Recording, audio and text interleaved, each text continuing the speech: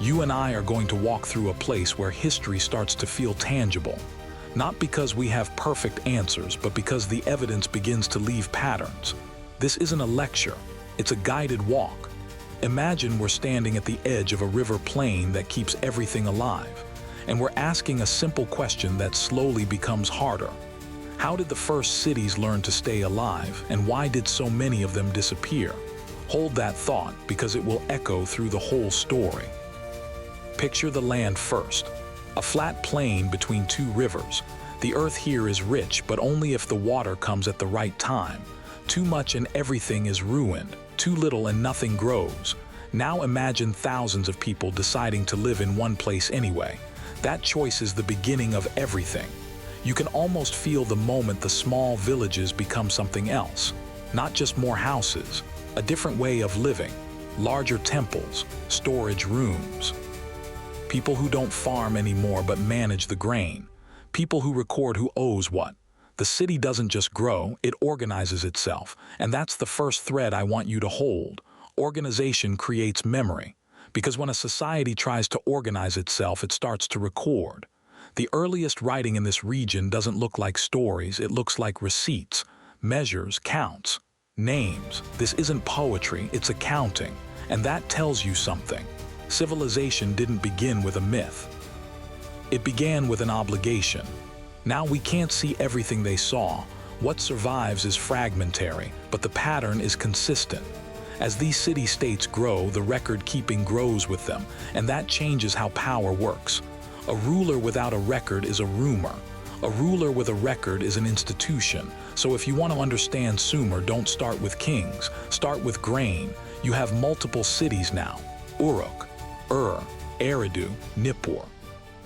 Each one has its own god, its own temple, its own story. They share a culture, but they are not one nation. Think of it like a cluster of competing stars. Sometimes they trade, sometimes they fight, sometimes they imitate each other, but none of them become the permanent center. That fragmentation looks chaotic, but it might be the reason things develop so quickly. Because competition forces innovation. Innovation demands specialization. Specialization demands organization. That loop accelerates everything. And here's where I want you to notice something subtle. The sacred and the practical are the same thing. Temples are not only for prayer, they are warehouses, offices, courts. The priesthood manages food, labor, and ritual all at once. That means spirituality and bureaucracy grow together. And when those two things are tied together, the entire society becomes a system, not just a population. You can feel the tension, can't you? A system is powerful but fragile. It relies on timing, trust, and balance. Now, a common mistake is to imagine this whole world as a straight line of progress. It was a repeating cycle. Growth, strain, reset, that's the second thread to hold. Let's step closer to one city, Uruk. It's big enough that we can call it a city in the modern sense. There are specialized workers, public spaces, organized trade. There's a logic to the place. Uruk doesn't just happen, it's constructed. And that construction leaves a signature. Massive buildings, standardized artifacts, and those early tablets. We don't have to claim certainty to say this. Something new is happening here. A new way of holding people together. But that new way has a cost. It needs stability. If the river changes or the climate shifts, the system has to adapt quickly. It can, sometimes, but not forever. This is where the story begins to bend. Because Sumer does not become a single, permanent empire. It remains a mosaic of city-states, and that mosaic is constantly being pulled by larger forces. Eventually, another language and another power begin to press into the system. Akkadian rulers. This doesn't erase Sumer, it layers on top of it. You get bilingualism, shared scripts, shared religion. The old culture survives, but it is no longer the only voice in the room. That's not a collapse, that's a transformation. But transformations can feel like losses. Especially when you are living through them, and you can see that in the texts. You start to see a different tone. Lamentations, stories about lost glory, a sense that something old is slipping away. Now I want to be clear, we can't point to a single end of Sumer. It's not like a door slams shut. It's more like a light that fades as other lights become brighter. The Sumerian language becomes less common. Political power moves. But the cultural memory lingers, especially in the writing system that others keep using. This is a key point, and it's often missed. Sumer doesn't vanish, it disperses. If you've ever watched a river split into channels, you already understand the metaphor. The water keeps moving, it just changes its shape. Now let's talk about kings, because Sumer's kings are both history and story. There is a document we have, the Sumerian king list. It lists rulers and reigns, some impossibly long. Most scholars treat this list as ideological rather than purely historical. It reflects a desire to present kingship as a single, continuous institution, even when the city-states were fragmented. That doesn't make it useless. It makes it honest about its purpose. It's saying kingship is one thing and it moves from city to city. So when you read these texts, you have to read two layers at once: the story and the purpose. Now, let's return to the earlier thread. Organization creates memory. That memory is both a strength and a burden. It preserves knowledge, but it also locks societies into systems that are hard to change. When a city depends on its surplus, when its priests depend on its records, when its people depend on its schedules, change becomes dangerous. And so the system resists change until the pressure is too much. We don't need a single catastrophe to explain what happens next. A series of smaller shifts can do it.